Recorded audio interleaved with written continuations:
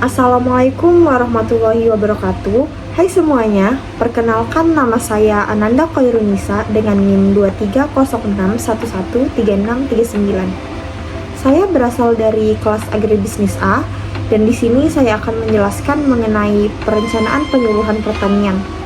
Nah, jadi perencanaan penyuluhan pertanian ini merupakan salah satu materi yang ada pada mata kuliah penyuluhan dan komunikasi pertanian. Nah, untuk selanjutnya kita akan masuk ke pembahasannya. Nah, jadi apa sih perencanaan penyuluhan pertanian itu? Perencanaan penyuluhan pertanian merupakan suatu proses pengambilan keputusan, yang mana proses tersebut akan menghasilkan suatu pernyataan tertulis mengenai situasi, masalah tujuan, dan juga cara mencapai tujuan untuk merubah perilaku masyarakat ke arah kehidupan yang lebih baik. Lalu yang selanjutnya adalah unsur-unsur perencanaan penyuluhan pertanian.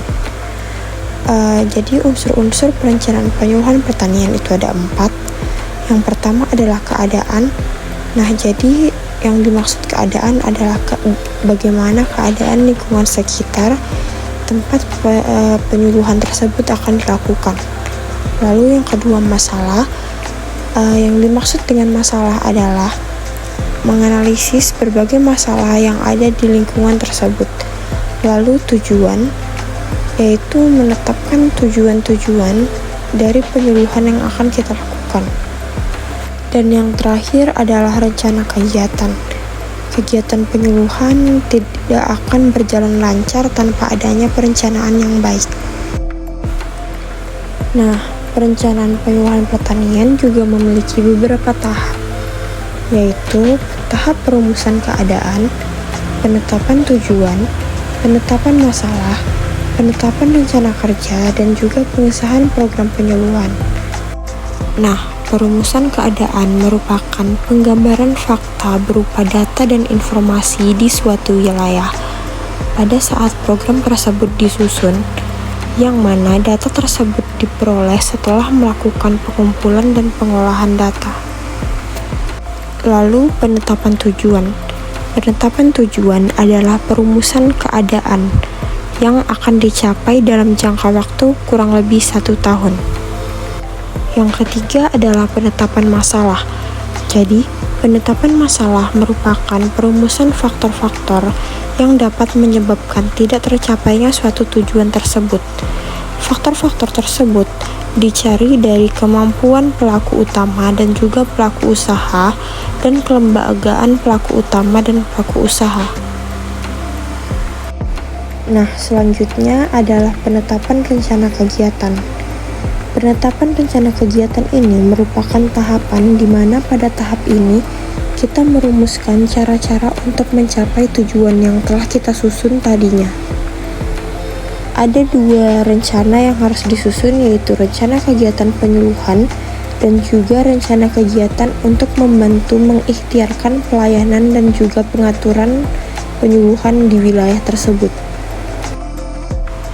Dan tahapan yang terakhir adalah tahapan pengesahan program penyuluhan, yang mana pada tahapan ini seluruh rencana-rencana yang kita buat tadi akan disahkan dan akan dapat kita lakukan untuk melakukan penyuluhan ke wilayah yang telah kita tentukan tadinya. Nah, selanjutnya ada faktor yang mempengaruhi perencanaan penyuluhan pertanian. Jadi, faktor yang mempengaruhi perencanaan penyuluhan pertanian itu terbagi menjadi 2, yaitu faktor pendorong dan penghambat. Untuk faktor pendorongnya itu ada terciptanya kerjasama yang baik antara penyuluh dan petani, lalu kemudahan mengakses data sekunder terbaru, kondisi politik, teknik komunikasi dengan petani, anggaran dana, dan juga sarana dan prasarana pendukung penyusunan program penyuluhan pertanian.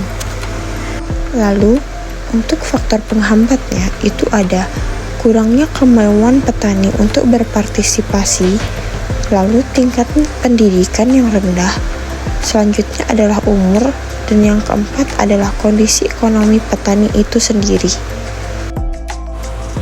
Selanjutnya adalah contoh penerapan penyuluh pertanian di Badan Penyuluh Pertanian. Nah, jadi penyuluh pertanian tersebut mengkomunikasikan inovasi pertanian baru kepada petani-petani, yang mana penerapan inovasi pertanian seringkali melibatkan perubahan dalam cara petani tersebut beroperasi. Penyuluh pertanian berperan sebagai pendamping dalam tahap ini, yaitu membantu petani untuk mengatasi kendala-kendala dan memberikan panduan langsung saat penerapan inovasi sedang berlangsung.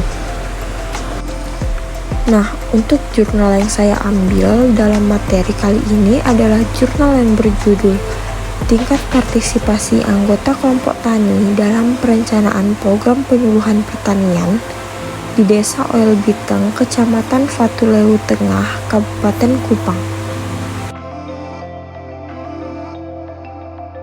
Baiklah, cukup sekian penjelasan dari saya. Apabila ada kesalahan, mohon dimaafkan. Saya tutup. Wassalamualaikum warahmatullahi wabarakatuh. Terima kasih semuanya. Bye-bye.